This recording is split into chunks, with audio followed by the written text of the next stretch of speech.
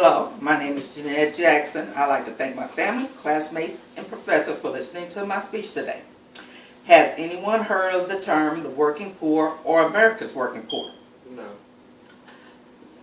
Well, they could be anyone from your family, your friends, your neighbors, or your co-workers. I will be giving you a little bit of information on what the working poor are, what the government can do for them, and also what you can do. The working poor are individuals that work and are unable to afford housing, food, child care, and health insurance. The U.S. Census Bureau reports that 10.5 million people live in poverty. The working poor are people that work seasonal jobs, part-time jobs, and full-time jobs. According to the Census Bureau how to measure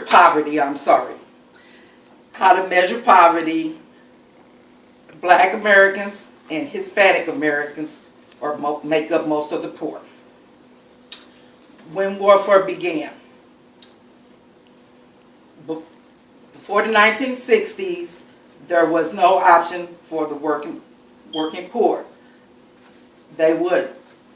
People would leave their children, or they would leave their children unattended, or give their children to orphanages so they could work.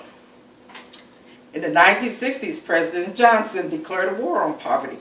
With this war on poverty, he created the AFDC, Aid to Families with Dependent Children. In the 1980s and 90s, there was an outcry for welfare reform. There was an outcry for welfare reform. In 1996, the Welfare Reform Act started.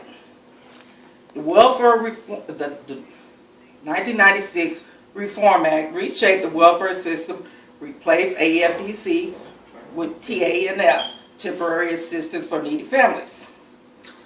These are the obstacles of leaving poverty: lack of addiction, mental illness, lack of education, mental illness, addiction, the economy, the divorce, lack of job skills, homelessness, and payday loan stores are also barriers to exiting poverty. Ways to exit poverty: we need more jobs, and also job training according to Reading 2013.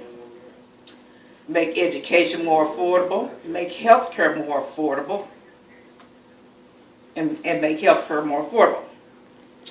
Who can the working poor turn to? The U.S. government has a SNAP program, Supplemental Nutrition Assurance Program. There's also Medicaid. There's TANF for families that are in need, temporary cash benefits. HUD and Section 8 also provide rental assistance, according to SNAP. There is also Women, Infants, and Children. The WIC program provides food and nutrition assistance. Some of the myths concerning people on welfare. Not everyone stays on welfare. Ronald Reagan, then governor, in the 1970s coined the term welfare queens. These were women that were on welfare that were draining the system. He also called them welfare queens because of saying they drove Cadillacs and they wanted to stay on the system forever and have the system take care of them. Okay. Also, people on welfare, they think as lazy and fat. This is not true. Most of the working poor work 2 jobs and are unable to afford the necessities, according to Lynn 2013. And fact, to qualify for TANF, you have to work at least 30 hours a week. If you do not work 30 hours a week, your benefits can be taken away from you. Also, it is not true that they stay on for life. You could only collect TANF for 5 years. The working poor or people that are working but are still unable to pay the rent and afford food. The working poor can be the cashier at the store, women at the laundromat. There is no difference in looking at them. I would like to thank my family, classmates, and teacher for listening to my speech. Does anyone have any questions? Yes, how does this affect the working poor? Are they able to get their children vaccinated? Do they expose them to many things? Well, there has been a whole lot of cuts in Medicaid programs and also programs for the poor. We need to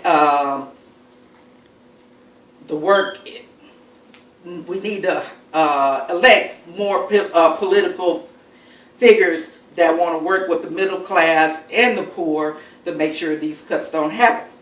Anybody else? Why did Ronald Reagan turn that coin that phrase? Well, he coined the welfare queens because he was trying to run for president. And he wanted to get the conservative vote and the white southern vote. He already knew he couldn't get the African American vote, so he was only pandering to that audience. Okay, I'd like to thank my family, classmates, and friends for listening to this speech. And my teacher, I'm sorry. You can do a lot yourself for working poor or for the homeless. You could donate to charity. You could, if you see a person in need, you could buy them food. You could give up your gourmet coffee and give that money to charity. But most of all, you can pray for them. And you could also pray for the world. Thank you.